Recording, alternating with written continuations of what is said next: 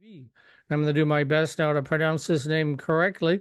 It's Kanchan Wankade, and she is the Director of Entrepreneurial Services at the Underground, a Region 6 Smart Zone business incubator that's managed by the EDA of St. Clair County. I hope you can get all that on a business card, right? So, anyway, I want to thank Michelle Hirschfeld, who helped me round up this guest, helped me get her booked. And so thanks a lot, Michelle. Let's talk a little bit about what goes on with your outfit up there in St. Clair County. So entrepreneurs often need help with starting and scaling a business, coaching, mentorship, and funding opportunities that I can speak to can be incredibly beneficial in helping them navigate these challenges. I've been an entrepreneur off and on for 40 years, so some knowledge on You know my. how it goes. Yep. Yes, I know how it goes. It's not for the faint of heart. So, Matt and I'd like to learn more about what goes on. Let's talk about your smart zone business, actually, and what services exist and how they can help entrepreneurs. Thank you, Mike and Matt, for this opportunity. Yes, Smart Zone, like I said, it was a mouthful to say all the services, right? It can't go on a business card, and by the time you reach an entrepreneur, it's sometimes it's late, and sometimes it can be on time, and therefore these opportunities to talk about the services help a lot to spread the news. So talking about Smart Zone, so MEDC, which is Michigan Economic Development Center, which is run by the state, they have divided Michigan State into 21 smart zones. So we have 21 smart zones in the state of Michigan, and I happen to be the director of small businesses services of Smart Zone 6. So we have that many resources based in different regions, so that entrepreneurs can get a variety of resources from these smart zones. And many of these smart zones are based out of a co-working space, an incubator, and these smart zones have a partnership with universities. For example, Smart Zone 6, which I am responsible for, has a partnership with Lawrence Tech University. So that is one big resource which we get from students for doing research, experiments, surveys, and all of that. So that's to just give you an example of what resources our companies get.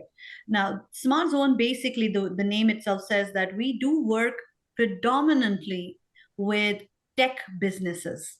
Okay, so any and high tech manufacturing businesses as well. So it could be innovation, it could be doing things differently, it could be a traditional business which is now trying to make themselves tech friendly. And post COVID, we've seen that how kind of tech businesses or little feature of tech has seen them through a tough phase of reaching out to customers in some way or the other.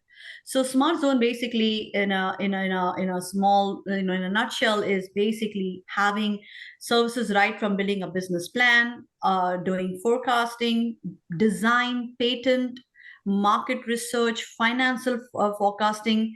We do the services, and we actually pay businesses grants to get these services done. So that's the resources, and that's the advantage of the Smart Zone. They also have pitch competitions. They connect them to other resources, investors to begin with, and all of that. And at every level, we kind of make the business stronger and stronger to be presenting in these different avenues. All right. And I was curious about some of the unique opportunities and challenges of your region. I know because some of the regions are very geographically compact and others are very spread out. Yours, Region 6, is one of the more spread out ones, I think, particularly in the lower peninsula. But you basically take in the thumb and then just a little bit to the west with Shiawassee County. So you have St. Clair, where Port Huron is. Then you also have Lapeer, Sanilac, Huron, Tuscola, which is the thumb, and then Shiawassee as well. So what are some of the unique challenges of this combination of sort of ex-urban and rural areas, for establishing these businesses? Yeah, that has been a challenge more so because, in fact, I find that challenge being in St. Clair as well. There are many businesses who don't know about it. The biggest challenge is how do we get them to know about the services. Mm. So that challenge is continuous, but we get opportunities such as your platform that has a great reputation of the reach that you have with different communities. We do have now our though we focus on tech businesses, predominantly we are having traditional businesses and more so agricultural businesses as well. So we do have webinars, workshops where we give best practice sharing of how somebody in a different area or different business or different region took this business, which is traditional and agriculture, and brought it to a different level. For example, right now there are innovations going on inventing pear plucking robots or apple plucking robots. So these are agricultural based innovation. Now, who can think of it? Either somebody who's completely not connected to this field or somebody who does this as a day in, day out job, if they know that they can be connected to either innovators or resources to create this robot for them. So we have our challenges, but we have many programs that come up from MEDC to us to reach out to them in terms of either hiring more resources. We do have our partners called the SBDC, Small Business Development Centers, who are spread out. And we recently got a grant where we could add more resources. And I have a feeling that in the next 2 to 3 years, we're going to create business hubs or resource centers in all of these regions.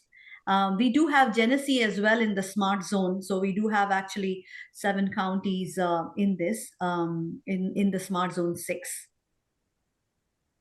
So tell us about the Small Business Cohort program, which helps entrepreneurs grow their businesses.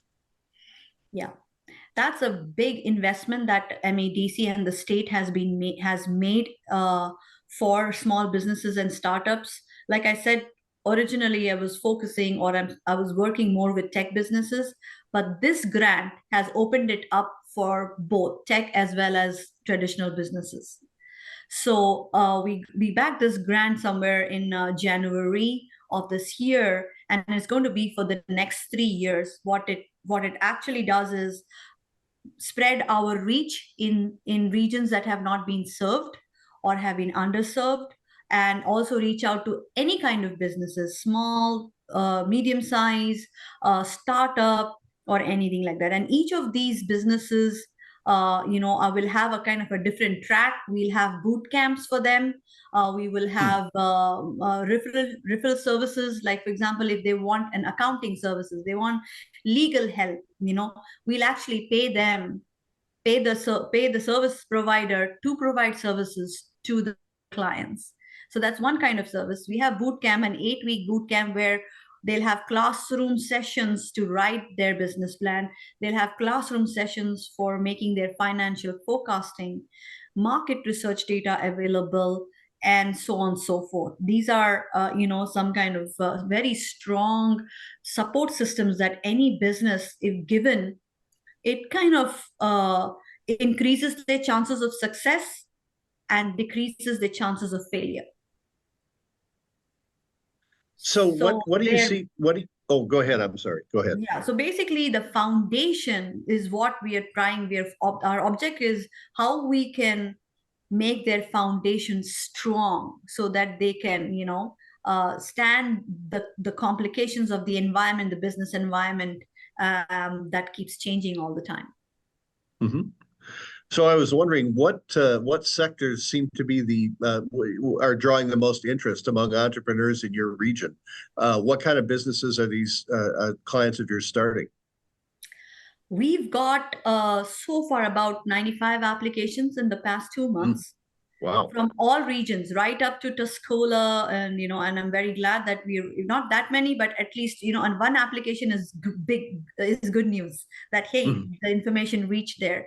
So we've seen a spread of all kinds of businesses. Of course, retail being more than the others, but we've got it in the field of health, we've got it in the field of manufacturing, technology, consultancy, as well as and some brick and mortar. Some want to establish a brick and mortar. So we've seen in recreation, we've seen in tourism. So name it, and I think I've seen almost all represented in this program. Are there any sort of agricultural folks involved in the program? I mean, that's a big farming area where you're around there. Yes, very few, but I'm hoping that as this program rolls out, we're just 2 months down the line, but I'm hoping that, through different mediums of communication and broadcasting, we want to reach out to that community as well. Yeah, yeah. So tell us again about what kind of services are available to entrepreneurs, and how entrepreneurs can find out more information about them. Yeah, we have all kinds of services. We have, to begin with, one-on-one counseling with the businesses to even validate. So business idea validation is, I think, one of the most important services that we provide before the entrepreneur can go too far in their, in launching their business. I think that's one big thing where we say, hey, is this idea valid? Will it attract customers? Do you really need to invest it right now or later? So, this is one big service we do provide. And then once they pass that phase of validation, they can go, they get business writing workshops, they can get financial help, financial forecasting help. Market research data is another very, very important service that they get through this program, because they'll know what's the future of their invention or of their business idea. So these are some of the things. We even help them with patenting, and also prototype. That's, I think, a very, very big step an entrepreneur would like to have before they launch their product in the market. So testing abilities and all of that stuff. So from this one program, which is kind of been an umbrella, connecting to other programs that coexist already, plus we are adding resources. So imagine having all these applicants from all these regions, but we are also having applicants who want to be service providers to these applicants. So we kind of connect them both in their region. So we want to get this service to where they are and not where we are based in Port Huron. So creating that hub, I think, is the biggest resource that comes out of this program for our businesses. Counseling being one big part that's going to be on an ongoing basis. And if they want to find out more, how do they reach out to you? So there are two ways they can reach out to me. The first one is we have our website, our incubator website, the Port Huron one, which is www.startunderground.com, where they get all information about the Smart Zone and what resources we have for the tech-based innovations. There is also information about our new program, which is the Eastern Michigan Small Business Network. That's also that's a different website, but you'll find that information at the Underground website. And it always keeps updating of all the other programs, especially of grants that we have available for our entrepreneurs, workshops that are available for the entrepreneurs.